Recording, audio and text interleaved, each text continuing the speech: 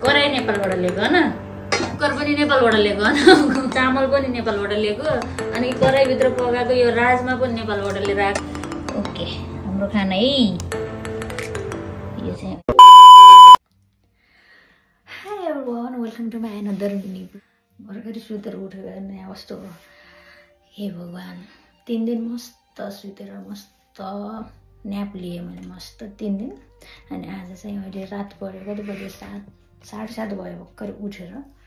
3 दिन फेरि 3 दिनसम्म लगातार सुतेको होइन, केही पनि नगरिकन मस्त बसेको, भिडियो सिडियो नभइकन। अनि आज चाहिँ भिडियो बनाऊँ भनेर भिडियो बनाउनु छोड्यो भने चाहिँ फेरि बानी पनि छुट्छ कि, त्यही भएर भिडियो बनाउनु भनेर लाग्यो। आज चाहिँ म अब खाना बनाउँछु। खानामा चाहिँ म के बनाउँछु भन्दा कुरिलो र राजमा, अनि साग, चटनी र भात। ओहो, यो बानी छोडिदिन्छु, भात। Let's go. ओके, यता दाल पनि सिटी लगाइसक्यो।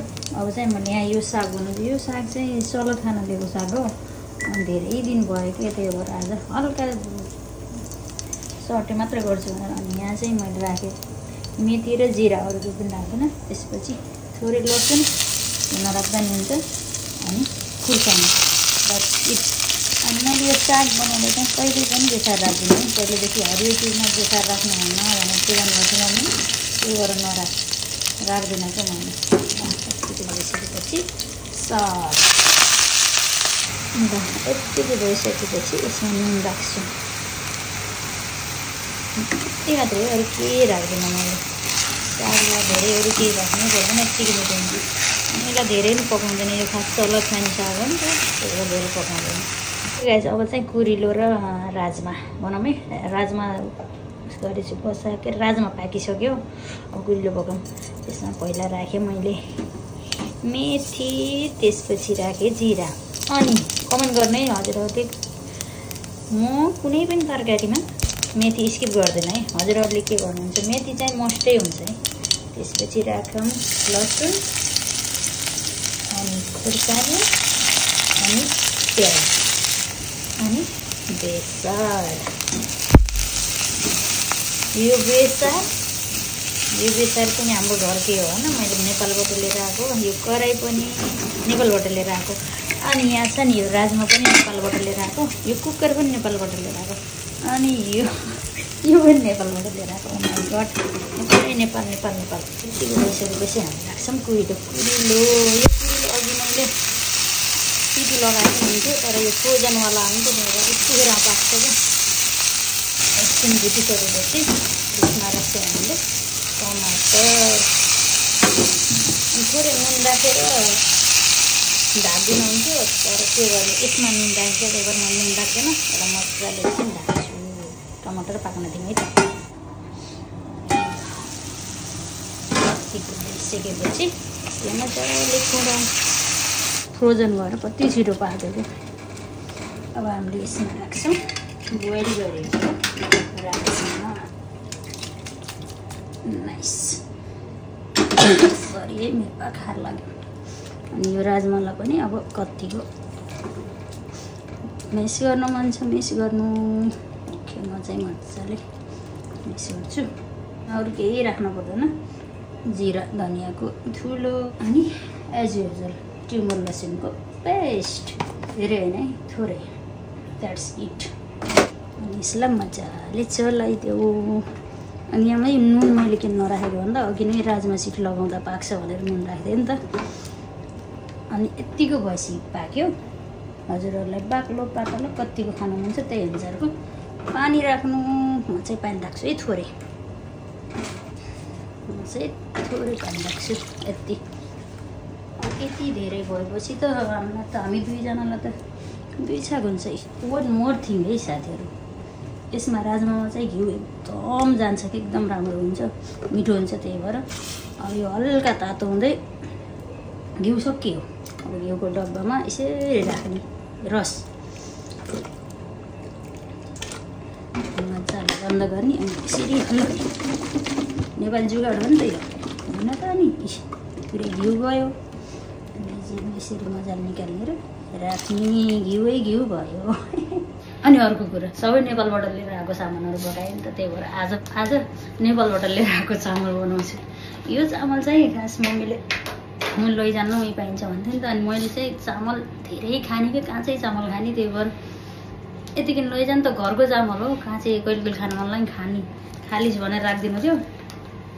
अब थोरै त खान परिहाल्यो काँचै खाने भनेपछि त। कति मिठो लाग्छ, कसलाई मनपर्छ काँचो चामल। अनि के एउटा कुरा, यो चामल यहाँ देख्दा यत्रो दिन डल्ला डल्ला चामल देखेँ नि त। अनि यो चामल देख्दाखेरि त नेपालमा आउँदाखेरि बजारको चामल देखिन्थ्यो नि, ठ्याक्कै त्यस्तै देखियो क्या। कसरी देखाउँ,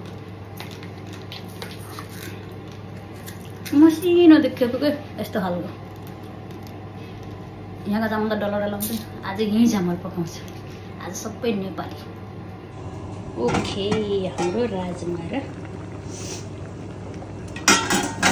के, राजमा र कुरीले पनि पाक्यो। अब भात पकाउने अनि खाने। ओके, सबै पाकेर रेडी भयो। यहाँ चाहिँ राजमा र कुरीले तरकारी, अनि यहाँ चाहिँ भात चामल भिजाएर राखेको छु, एकछिनपछि बसाल्नु पर्ला। अनि यहाँ चाहिँ साग भयो, अनि यहाँ चाहिँ हाम्रो चटनी भयो। डन। अब भात बसालेपछि खाने। ल हेर्नु, यहाँ मैले पकाएर भ्याएको छु है। यहाँ भिडियो कलमा यता आलु बिनाको अचार बनाउन सिकाउने अरे। ल मैले यता पनि देखाइदिन्छु। ल यता सबैले हेर्नु है, हजुरहरूले नि हेर्नु। ल पहिला आफै खाने अरे। यता पनि आइज फेरि।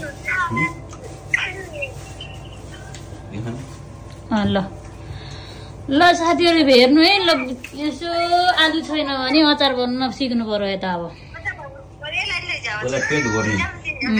पहिला अब त्यो एउटा ऊ हो कि बाहना हो कि।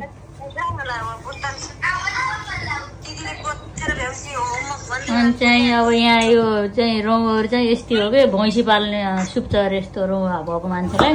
घर हुँदा के बनाउनु छैन हो र,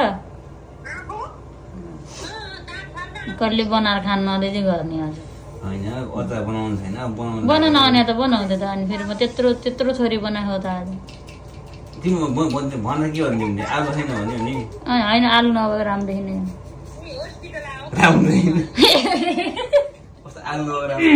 ल अचार रेडी भयो है साथीहरू। ल झानम छिटो झानम, छिटो। ल छिटो। ल यति भएपछि गुड, भेरी गुड। त्यो फेरि यता राखेर नि गर्ने अरे पछि। ल ठिक छ, नाइस, भेरी नाइस। बिना आलु अचार भन्छ, तर आलु हाले जस्तो न। अब यो दाउनहरू सबै फेरि मैले राखेको, फेरि अरू केही होइन, मैले पिसेको दाउनहरू। नाइस। ल अचार पनि रेडी भयो। आज धेरै थोरै भयो है साथी, हाम्रो 84 व्यञ्जन भयो यहाँ त।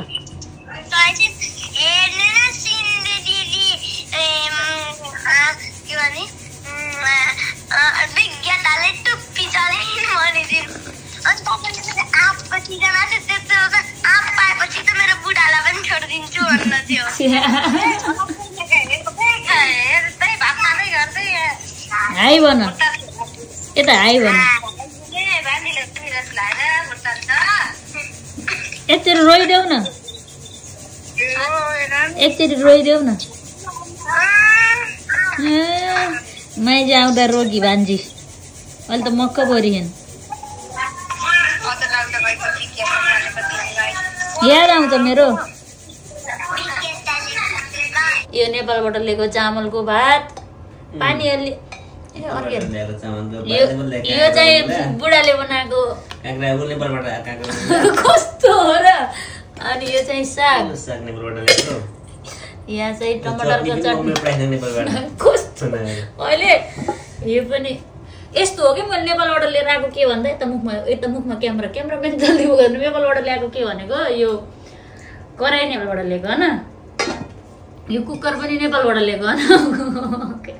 अनि फेरि यो चामल पनि नेपालबाट ल्याएको अनि कराईभित्र पकाएको यो राजमा पनि नेपालबाट लिएर आएको अनि यो ऊ पनि नेपालबाट लिएर आएको कि के भन्छ नि यसलाई टिफिन अनि छ यहाँ हाम्रो घिउ पनि नेपालबाट लिएर आएको आज नेपालको भाइब्स आउँछ है साथीहरूलाई नेपालबाट ल्याएको साथी हेर्नु ए यो थाल पनि नेपालबाट लिएर आएको यो चरेसको थाल यो पनि यो नेपालबाट ल्याएको होइन त्यो होइन त्यो होइन हजुर कति खान मन छ हुन्छ यति भयो नेपालबाट ल्याएको भात थियो मिठो नहोला त्यो घिउ राख्दै माथिबाट नआइदियो तराएर आइदियो ल सबै थोक यसैमा हालिदिउँ कि छुट्टै छुट्टै छुट्टै यसमा चटनी होइन यसमा अचार होइन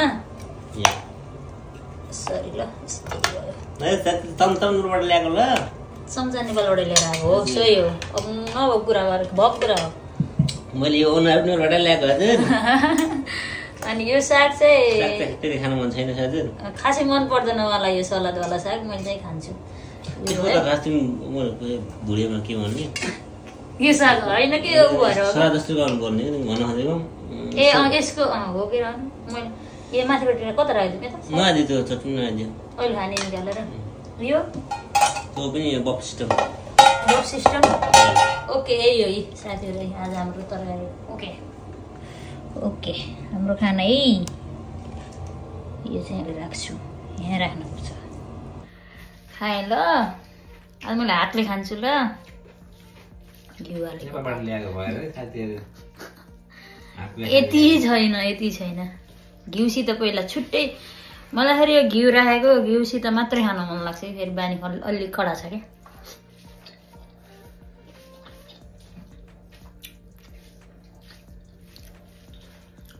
चटनी साग अचार तरकारी अझै त्यही छ